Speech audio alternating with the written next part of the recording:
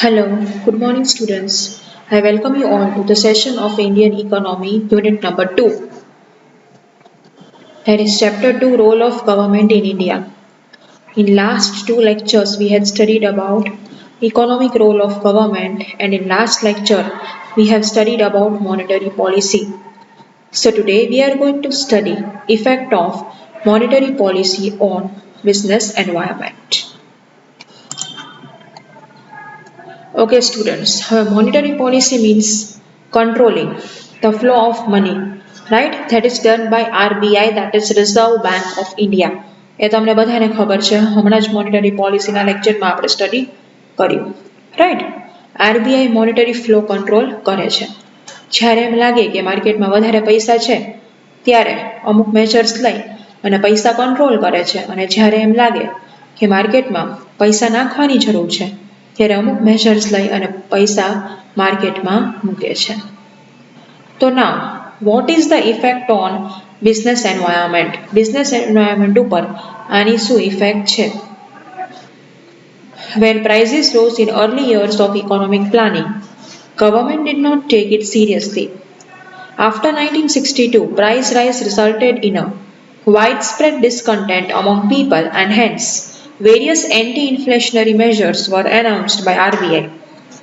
પહેલાં શું થયું, જ્યારે ઇકોનોમિક પ્લાનિંગનું સ્ટાર્ટિંગ આપણે કર્યું ત્યારે પ્રાઇસીસ બહુ રાઇઝ થઈ ગયા હતા, પણ ગવર્મેન્ટે એને સિરિયસલી લીધું નહીં. પણ આફ્ટર 1962 ગવર્મેન્ટે સિરિયસલી આને લેવા માંડ્યા અને આરબીઆઈએ એન્ટી ઇન્ફ્લેશનરી મેજર્સ પણ એનાઉન્સ કર્યા. But there remained a wide gap between policies and practice. Over the years, RBI itself contributed to inflationary, creating new money to meet demand for money coming from central government to fill its budget deficits. આટલા વર્ષોમાં RBI ખુદ right contribute કર્યું. શું કામ? કેમ કે RBI જે policies બનાવે એ પ્રેક્ટિસ ઇમ્પ્લિમેન્ટેશનમાં તો આવી જોઈએ ને. તો એને નોટિસ કર્યું કે બધી પોલિસીસ ઇમ્પ્લિમેન્ટેશનમાં આવતી નથી, એટલે આરબીઆઈ ખુદ જોયું કે કેવી રીતે આપણે આપણા જે ડેફિસિટ્સ છે એ પૂરા કરવા. Only when price situation seemed to go out of control, RBI took monetary control measures to prevent further rise in prices. પછી જ્યારે આરબીઆઈને એમ થાય કે પ્રાઇસ રાઇઝ સખત આઉટ ઓફ કંટ્રોલ છે, આઈધર ડિપ્રેશન આવી ગયું છે માર્કેટમાં, આઈધર તો ઇન્ફ્લેશન આવી ગયું છે, at that time RBI took measures to prevent price rise or price decline. Since the beginning of second plan, money supply has continuously increased and general price level has also gone up. Second પ્લાનનું જ્યારે implementation થયું, second plan એટલે અહીંયા 5 year પ્લાનિંગની વાત કરે છે. તમને બધાને ખબર છે સેમિસ્ટર 5માં યુનિટ નંબર 2માં આપણે 5 year પ્લાનિંગ ભણ્યા હતા, રાઈટ? તો સેકન્ડ પ્લાન જ્યારે શરૂ થયો ત્યારે ગવર્મેન્ટને જોયું કે પ્રાઇસ રાઇઝ તો બહુ ઊંચું જાય છે. Since 1999, however, the rate of inflation has remained low in spite of considerable expansion of money supply. પછી રેટ ઓફ આફ્ટર 1999 ગવર્મેન્ટે ટ્રાય કરી અને મની સપ્લાયનો રેટ થોડોક ઓછો રહ્યો, એટલે પ્રાઇસ રાઇઝ એટલી બધી થઈ નહીં. See here the table is also given. Period 1996 to 97 to 2001, right? Increase in price rise 12.6, right? Next increase in price rise કેટલું હતું? 17%. Growth in NNP. NNP means Net National Product. Students, આ બધા જ concept semester 5 unit number 2 થી related છે. એટલે જો તમે એક્ઝામમાં યુનિટ નંબર 2 સ્કીપ કર્યું હશે તો તમને થોડું ઘણું અહીંયા તકલીફ પડે અન્ડરસ્ટેન્ડ કરવામાં. સો ઇટ ઇઝ બેટર કે તમને ટાઈમ મળે ત્યારે સેમિસ્ટર 5ના યુનિટ નંબર 2 રેફર કરજો. એમાં બધા જ કન્સેપ્ટ મેં સમજાવેલા છે, રાઈટ? નેટ નેશનલ પ્રોડક્ટ, એનો ગ્રોથ કેટલો હતો? 5.8%. Next, annual average rate of inflation કેટલું હતું? 5.1%. Now next 2001 to 2009-10 ઇન્ક્રીઝ કેટલો હતો? 15.86. નેક્સ્ટ ઇન્ક્રીઝ કેટલો હતો? 17.07. Growth in net national product, growth કેટલો હતો 7.5%, અને annual average rate of inflation 5.1%. These data suggest that apart from increase in money supply, there are some other factors which influence change in general price level. Money has an impact on both output and prices. આ data suggest કરે છે કે money સપ્લાયમાં increase થયું છે, right, એના લીધે general price level હોય એમાં ઇન્ફ્લુઅન્સ આવ્યું છે. મનીની ઇમ્પેક્ટ પડી છે બોથ આઉટપુટ અને પ્રાઇસીસ, એટલે રિઝલ્ટ અને પ્રાઇસીસ બંને ઉપર. Money comes into existence because credit is given to government or private sector or foreign sector. Money એક્ઝિસ્ટન્સમાં આવે છે કેમ કે ક્રેડિટ ગવર્મેન્ટ આપે છે. કોને આપે છે? ગવર્મેન્ટ અને પ્રાઇવેટ સેક્ટર અને ફોરેન સેક્ટરને ક્રેડિટ ઉપર, લોન ઉપર પૈસા આપે છે. એટલા માટે મની સપ્લાય ઇન્ક્રીઝ થવાનું જ છે કે તમે એ લોકોને પૈસા આપો છો, એ પૈસામાંથી એ લોકો ડેવલપમેન્ટ કરે છે અને અગેન એ લોકો લોન અને ઇન્ટરેસ્ટ ભરે છે, એટલે પૈસાનું રોટેશન થવાનું છે. But at the same time, increased money supply leads to increase in demand with upward pressure on prices. Of course, in India, price effect of money supply is greater than output effect.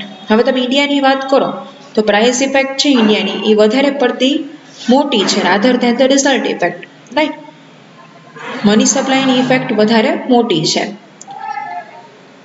હવે increased money supply હોય તો એના લીધે શું થાય છે? Upward pressure create થાય છે પ્રાઇસીસ ઉપર, right.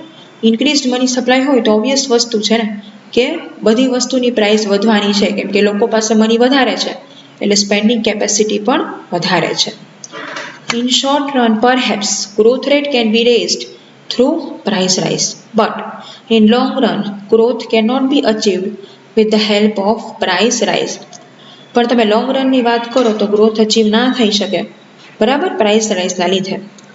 Price stability provides an encouraging environment in which growth can occur and social justice can be achieved.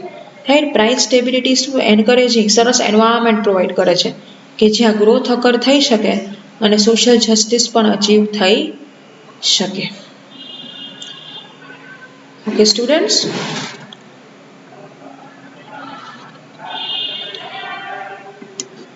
okay, now first point, even in controlling inflation also, monetary policy has not been found very effective. It is rather difficult task to reduce velocity of circulation of money by monetary measures. Right, હવે ગમે તેમ કરીને ભલે RBI monetary policy અપનાવે પણ એનાથી difficult છે directly price reduce કરવા. Bank rate policy may be ineffective if commercial banks do not raise their own interest rate, and this is likely to happen when they have excess reserves. હવે શું થાય? Bank rate policy હોય, બરાબર. હવે commercial બેંકે, RBI તો main bank છે અને બાકી બધી નાની જે બેંક છે એને કોમર્શિયલ બેંક કહેવાય. હવે એ લોકોએ પોતાનું ઇન્ટરેસ્ટ રેટ વધારવું પડે, એટલે લોકોને લોન વધારે ભરવી પડે તો પ્રાઇસ રાઇઝ ઓટોમેટિકલી કંટ્રોલમાં આવે. Likewise, a tight money policy carried to its extreme may prove to be counterproductive. અને ટાઈટ મોનેટરી પોલિસી હોય એટલે એકદમ સ્ટ્રિક્ટ મોનેટરી પોલિસી, બરાબર, એ થોડી ડિફિકલ્ટ પડે, એ કાઉન્ટર પ્રોડક્ટિવ પણ સાબિત થઈ શકે. Besides, a restrictive policy to control inflation creates financial disorder and distorts the expectation pattern in business. હવે રિસ્ટ્રિક્ટિવ ટ્રેડ પોલિસી હોય કે જેમાં બહુ જ રિસ્ટ્રિક્શન હોય, બરાબર, તો એના લીધે શું થાય છે? ફાઇનાન્શિયલ ડિસઓર્ડર ક્રિએટ થાય છે અને એનાથી જે બિઝનેસની પેટર્ન છે એ ડિસ્ટોર્ટ થઈ જાય છે, તૂટી જાય છે. Again, the growth of non-banking financial intermediaries also weakens the efficacy of monetary policy. Again, the growth of non-banking financial intermediaries also weakens the efficacy of monetary policy. On one hand, they increase velocity of circulation of money, and on other, they decrease demand for money in economy. હવે બીજી side તમે જો તો non banking financial sector છે એના લીધે શું થાય છે? મોનેટરી પોલિસી વીકન થાય છે, કેમ કે એનબીએફસી છે એ શું હોય? કેટલી બધી એનબીએફસી કંપની જોઈ હશે તમે, જેમ કે Muthoot finance is one of the NBFC company, right, કે જેમાં એ બેંક હોતી નથી પણ છતાં બી લોન્સ પ્રોવાઈડ કરે છે. તો એના લીધે શું થાય છે કે લોનના લીધે માર્કેટમાં મની સર્ક્યુલેશન વધી જતું હોય છે, રાઈટ. અને શું થાય છે કે એ લોકો વધારે લોન આપે તો મની સર્ક્યુલેશન વધી જાય, લોકો પૈસા વધારે આવી જાય, અને એ લોકો ઓછી લોન આપે તો અગેન મની સર્ક્યુલેશન ઘટી જાય છે. Now, in spite of above limitations, monetary policy enjoys certain definite merits over fiscal policy as an instrument of economic control in economy. For example, હવે આ બે લિમિટેશન છે છતાં પણ મોનેટરી પોલિસીને બહુ ઇમ્પોર્ટન્ટ માનવામાં આવે છે. કેવી રીતે ઇમ્પોર્ટન્ટ માનવામાં આવે છે સ્ટુડન્ટ્સ? કેમ કે એના બે એડવાન્ટેજીસ છે. First, monetary policy results in minimum direct government interference in economy. કે મિનિમમ ડાયરેક્ટ ગવર્મેન્ટ ઇન્ટરફિયરન્સ થાય છે, બહુ ઓછું ગવર્મેન્ટ ઇન્ટરફિયરન્સ હોય છે ઇકોનોમીમાં મોનેટરી પોલિસી. કેમ કે ઓબ્વિયસ વસ્તુ છે, ફિસ્કલ પોલિસી તો ટેક્સીસને બધા સાથે રિલેટેડ છે, એટલે એ તો ડાયરેક્ટલી ઇકોનોમી એન્વાયરમેન્ટ સાથે રિલેટેડ જ છે, પણ મોનેટરી પોલિસી છે એ ડાયરેક્ટ રિલેટેડ નથી. Monetary policy by and large is free from any political pressure. અને મોનેટરી પોલિસી છે એમાં કોઈ પોલિટિકલ પ્રેશર પણ આવતું નથી. એની જવાબદારી સોલ આરબીઆઈ પાસે છે. આરબીઆઈ એક જ ડિસિઝન મેકર છે કે એને મોનેટરી પોલિસીમાં શું ચેન્જીસ કરવા છે. Understanding students? આમાં કાંઈ ગવર્મેન્ટ ઇન્ટરફિયરન્સ પણ હોતું નથી. જેમ કે ફિસ્કલ પોલિસીમાં તો ગવર્મેન્ટ ઇન્ટરફિયરન્સ હોય છે, કેમ કે એમાં ટેક્સીસને બધા સાથે રિલેટેડ હોય છે એટલા માટે. પણ મોનેટરી પોલિસીમાં કોઈ બી જાતનું ગવર્મેન્ટ ઇન્ટરફિયરન્સ હોતું નથી. Okay students? Next, monetary policy is generally objective and impersonal. એક ઇમ્પર્સનલ છે અને it is related to certain objective, કે અમારી ઇકોનોમીમાં આટલી વસ્તુ આમ કરવી છે અને અમારી ઇકોનોમીમાં આટલી વસ્તુ આમ કરવી છે. કોઈની સાથે પર્સનલાઇઝ્ડ ઈ કનેક્ટેડ છે નહીં. Next, monetary policy is flexible. Monetary policy બહુ જ ફ્લેક્સિબલ છે. Still, however, it should be admitted that in modern times the problems of economic stability and economic growth are so complex and intricate that these cannot be dealt with by monetary policy alone. પણ ઇકોનોમીમાં અત્યારે તમે જુઓ, economic ગ્રોથના અને બધા problem એટલા complex છે કે monetary policy એકલી આનાથી ડીલ કરી શકતી નથી. It has to be implemented and synchronized with fiscal policy and overall economic policy to get desired result. એકલી મોનેટરી પોલિસી અપનાવવાથી ફાયદા નથી. એને તમારે એની સાથે ફિસ્કલ પોલિસી પણ અપનાવવી પડે અને બાકી બધી પણ ઇકોનોમિક પોલિસીસ અપનાવવી પડે, જેથી કરીને ઇકોનોમીમાં તમે જે ચેન્જીસ ઈચ્છો છો એ થઈ શકે અને તમને જે રિઝલ્ટ ઈચ્છો છો એ મળી શકે. Okay students, so here we complete with the effect of monetary policy in business. Now next will be fiscal policy. Again that lecture will be put up from semester 5. Already fiscal policy આપણે study કરી ચૂક્યા છીએ, એ જ lecture એમાં repeat થશે અને then we will study about effect of fiscal policy on business environment again from this word file. Okay students, તો આના પછીનો જે લેક્ચર હશે that will be semester 5 fiscal policy. કેમ કે પોલિસીમાં કોઈ દિવસ ચેન્જ થાય નહીં. It can just be presented in different words, but એમાં કોઈ ચેન્જ હોતો નથી, રાઈટ?